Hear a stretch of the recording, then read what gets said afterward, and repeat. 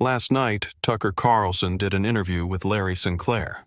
Larry Sinclair is a man who alleges that he had fueled sex binge with Barack Obama. What is this I am hearing? Well, buckle up, because what I'm about to tell you will blow your mind. Tucker Carlson, yes, the controversial political commentator known for hosting Tucker Carlson Tonight on Fox News, just dropped a bombshell that has had the internet buzzing. What if someone came forth to shed light on hidden gay issues in Barack and Michelle Obama's relationship? Yeah, you heard that right. Would you believe it? Well, you better, because this isn't just another baseless rumor. Why don't you stick with me? By the end of this, you'll see why the conversation is way bigger than you think. With all the fuss online the past few days on the topic, there's enough smoke here that we have to ask, where's the fire? Could there be hidden truths that history books left out? And why is Tucker Carlson, of all people, bringing it up now? Setting the stage.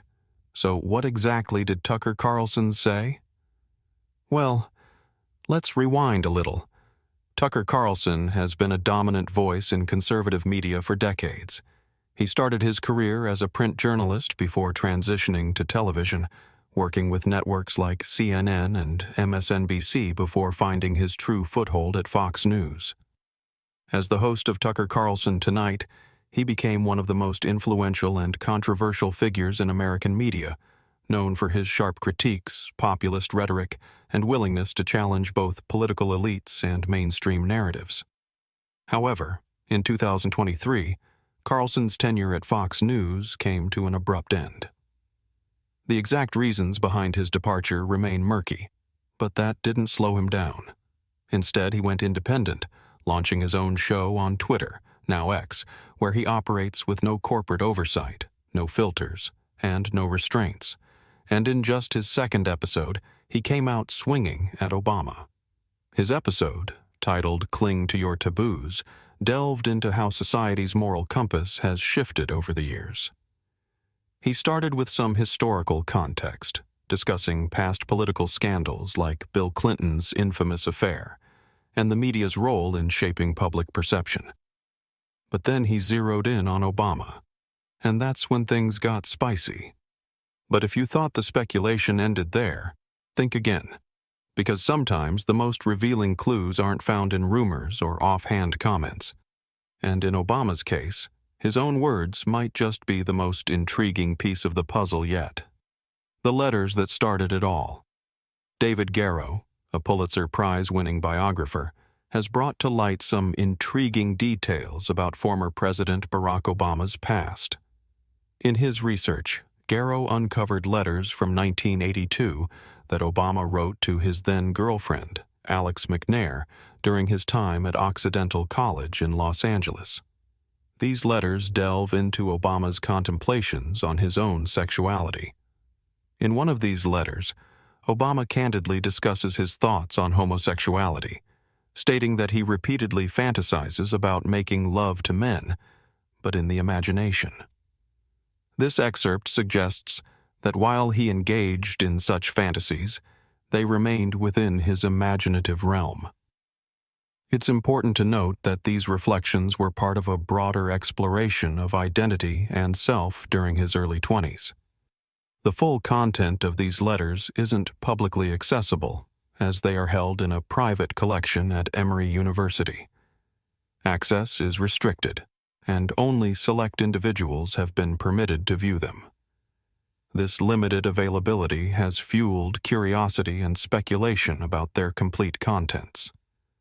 Garrow's revelations have reignited discussions about Obama's personal history and the media's role in covering or choosing not to cover such topics. Some argue that these insights offer a deeper understanding of Obama's formative years, while others believe they are private matters that don't warrant public scrutiny.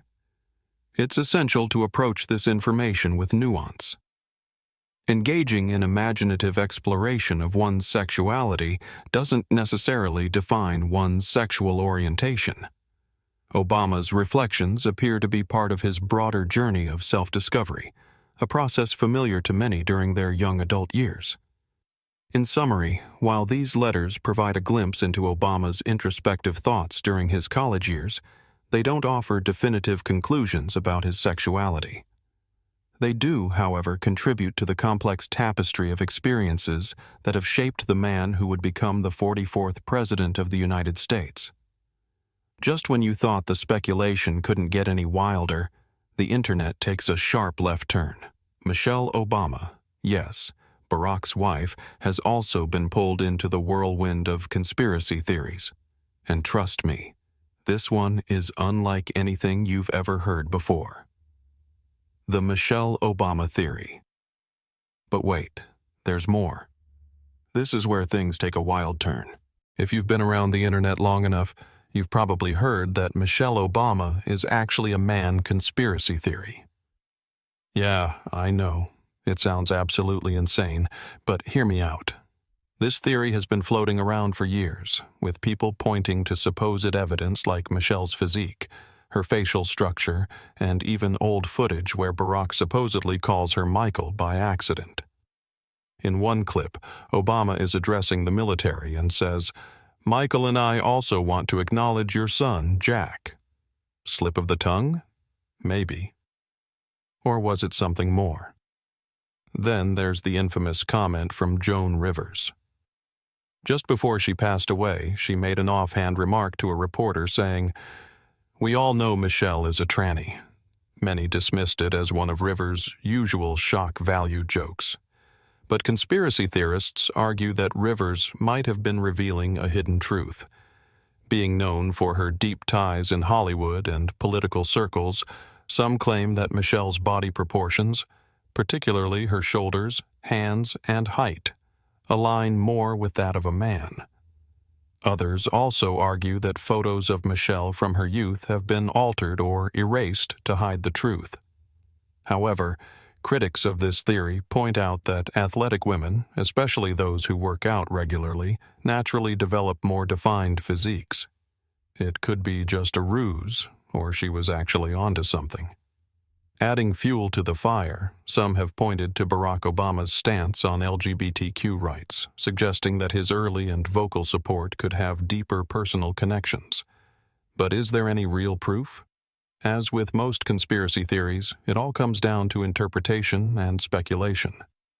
At the end of the day, this theory remains just that, a theory. There's no verified evidence to support it. But that hasn't stopped people from dissecting every photo, video, and speech slip-up in search of clues. But the whispers and speculation weren't just limited to Michelle. No, they went straight to Barack himself, and in 2012 a single magazine cover turned those whispers into a full-blown debate. Obama, the first gay president? Well, when you think you've heard it all, something else comes up. Back in 2012, Newsweek ran a cover story calling Obama the first gay president. Well, as much as this was a very controversial heading, it was, however, not meant to be taken literally. It was a symbolic reference to his vocal support for LGBTQ rights. But let's just say it wasn't very well by Democrats. At the time, Obama had recently endorsed same-sex marriage, a move that was both politically risky and most of the population was not having it. The article, written by openly gay writer Andrew Sullivan, praised Obama for his role in advancing LGBTQ rights, likening his impact to how Bill Clinton was dubbed the first black president by Toni Morrison for his perceived connection to black American struggles. But conspiracy theorists took that phrase and ran with it. Instead of seeing it as a metaphor, they twisted it into supposed evidence of Obama's hidden personal life. This resurfaced older rumors, including allegations from Larry Sinclair, a man who claimed in 2008 that he had engaged in drug use and sexual encounters with Obama in the late 90s. While Sinclair's claims were widely discredited, especially after he failed a polygraph test and had a history of fraud, his story became a staple in the far-right's portrayal of Obama. Then there's the New York Times report from 2009, which suggested that the Obama White House was something of a boys' club with a close-knit group of male aides playing dominant roles in decision-making. Some have taken this as further proof that Obama had an unusually intimate relationship with certain male figures, including his former bodyguard, Reggie Love. Love, who served as Obama's personal aide, was often seen at the president's best-est side, sparking speculation about their relationship. However, Love himself has publicly dismissed such rumors, explaining that his bond with Obama was strictly professional and based on loyalty. Beyond this, conspiracy theorists have dissected everything from Obama's mannerisms to his friendships, searching for clues that might suggest a hidden life. Some have pointed to letters from his past in which he allegedly fantasized about men, though these were private musings from his youth, taken out of context and sensationalized. Others have cited the so-called Joan Rivers theory, based on a comment the late comedian made in 2014, jokingly suggesting that Obama was gay and Michelle was transgender. Rivers, known for her shock humor, made the remark offhandedly, but conspiracy theorists clung to it as if it were a confession. While Obama has never addressed these theories directly, his support for LGBTQ rights has only grown stronger post-presidency. Whether these conspiracies resurface out of genuine belief or political weaponization, they remain a fascinating look at how public perception can be shaped, not by facts, but by speculation. At the end of the day, rumors are just that. Well, unless, of course, someone with a massive platform decides to dig deeper, and that's exactly what happened. One of the loudest voices in conservative media isn't just entertaining the speculation, he's convinced there's more to the story. So, what does this all mean? Look, I'm not here to tell you what to believe, but I'm here to lay out the facts. And the facts are this. Tucker Carlson, one of the most outspoken conservative voices in the media, is convinced that Barack Obama's personal life isn't what it seems. He's hinted that there's a bigger story lurking beneath the surface, one that the mainstream media refuses to touch. Then there's David Garrow, a Pulitzer Prize-winning historian who spent years researching Obama's early life. In an explosive interview, he claimed that Obama had once written letters in which he fantasized about men. Now, these weren't public statements. These were private musings, written to a girlfriend in his younger years, reflections on his thoughts, not necessarily his actions. But here's the catch. These letters are locked away. No one has seen them in full. The only details we have come from second-hand accounts, which raises the question, why are they being kept under wraps? And then we have Michelle Obama. For years, internet conspiracy theories have swirled about her gender, fueled by grainy images, out-of-context clips, and whispers from certain corners of the web. The claim that Michelle Obama is transgender. The evidence? Well, that depends on who you ask. Some point to old footage of Joan Rivers joking about it, just weeks before she mysteriously died during routine surgery. Others highlight her tall, athletic build, comparing her to past first ladies. But let's be real. There has never been any concrete proof behind these claims, and most dismiss them as politically motivated attacks meant to undermine the Obama's legacy. But here's what's strange. Anytime this topic is brought up, the response is swift. Social media platforms censor discussions, news outlets refuse to cover it, and fact-checkers are quick to label it misinformation. Even Garrow himself, a respected historian, has said that journalists actively avoided reporting on certain aspects of Obama's past, fearing backlash. And that alone is enough to make people wonder, what else aren't they telling us? Now, does all of this mean there's some deep, dark secret being covered up? Maybe, maybe not. Maybe Obama's letters were just the ramblings of a young intellectual exploring ideas on paper. Maybe Michelle Obama is simply a strong, confident woman, and the rumors are nothing more than internet nonsense. Or maybe, just maybe, there's more to this story than we've been told. Because if history has taught us anything, it's this. When powerful people don't want you to talk about something, That's usually the exact thing you should be talking about. So, does all of this mean there's a deeper story hiding in plain sight? Or are we witnessing yet another case of history repeating itself? Let's not forget that Obama wasn't the first leader to have rumors swirling around his personal life, and he certainly won't be the last. The history of political sex scandals and conspiracies, and I know the Obama story is quite controversial. But let's be real. This isn't new. In fact, history is full of similar rumors and scandals that rock the political world. Presidents, FBI directors, and even historical icons. No one has been spared from whispers and accusations about their personal lives. Some were true. Others? They are just convenient political weapons. Take J. Edgar Hoover, for example. The man ruled the FBI for nearly 50 years. And yet, one of the biggest mysteries surrounding him wasn't about crime or corruption. It was about his private life. For decades, people speculated about his unusually close relationship with Clyde Tolson, his second-in-command. They dined together, traveled together, and even vacationed as a couple. And when Hoover died, Tolson inherited his entire estate. Were they just lifelong friends? Or was there something more? That's the part of history never quite settled. And then there's Abraham Lincoln. Yeah, that Lincoln. Before he was president, he shared a bed with his best friend Joshua Speed for years. Now, was that normal back in the 1800s? Absolutely. Housing was expensive, and it wasn't uncommon for men to bunk together. But in modern times, some historians have looked back and wondered, was this just a friendship? Or was there something deeper? Again, we don't have proof. But the rumors have followed Lincoln's legacy for over a century. And, of course, who could forget Bill Clinton? Unlike Hoover and Lincoln, his scandals weren't just rumors. They were front-page news. His affair with Monica Lewinsky led to one of the biggest political storms in American history. And let's be honest, that wasn't the first or last time a president was caught up in a sex scandal.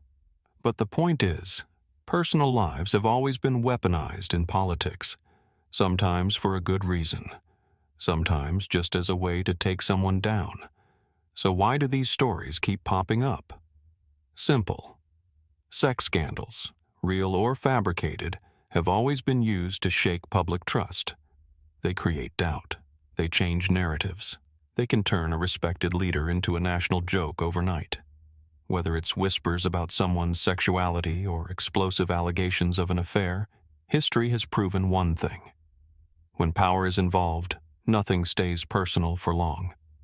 And let's be honest, Tucker Carlson knows exactly what he's doing. The timing, the delivery, and the controversy are all part of a carefully crafted strategy. But why now? Why drop this bombshell at this moment? Well, if you look at his track record, this isn't exactly new for him. Carlson has built an entire brand on being the guy who exposes what the mainstream media supposedly won't touch. It's his signature move. Drop a highly controversial claim, let the internet go wild, then sit back and watch the engagement skyrocket. And let's be real. Engagement is everything. The more people react, the more they share, and the more benefits his platform provides. And now that he's independent outside the Fox News machine, he has even more reason to go all in on shock value. Think about it. When he was on Fox, he already had a massive audience. But now, he's on his own, running his own platform. That means he controls the narrative. He sets the agenda. And, more importantly, he profits directly from every click, every view, every viral moment. And what better way to keep people talking than by pushing a story so outrageous, so divisive, that it forces people to take sides?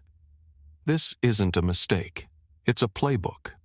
Carlson thrives on being the outsider, the truth teller, the one who dares to say what others won't. And whether people believe him or not, that's almost beside the point. Because, at the end of the day, controversy is currency. And Tucker Carlson knows how to cash in. The psychology behind conspiracy theories. With stories like this surfacing, we can clearly see that social media isn't just a tool. It's a catalyst. And if we are not careful, it might reshape our beliefs in politics. Ever wondered why some folks are drawn to conspiracy theories? It's not just about the theories themselves, but about how our brains work. According to science, we all have this thing called confirmation bias. It means our tendency to seek out information that aligns with what we already believe and dismiss what doesn't. Take scrolling through your Instagram feed, for example. You will only like the posts that echo your thoughts, right? Well, that's confirmation bias in action. It's like we're making our own reality. Now, what social media platforms do is that they amplify this by showing us content similar to what we've engaged with before. Mark Manson would call it a feedback loop from hell. And let's be honest, it's easy to go down a rabbit hole when the algorithm keeps serving up more of the same. Now, here's where it gets tricky. Social media doesn't just connect us. It amplifies the truths, half-truths, and outright lies. A sensational post can go viral in just a matter of minutes. And because of our confirmation bias, we're more likely to believe and share information that fits our worldview, even if it's misleading. Quite sad, don't you think? So, what do you think? Is there something suspicious going on here? Or is this all just wild speculation? Let me know in the comments because I need to hear your thoughts on this one. Thanks for watching, and I'll see you in the next one.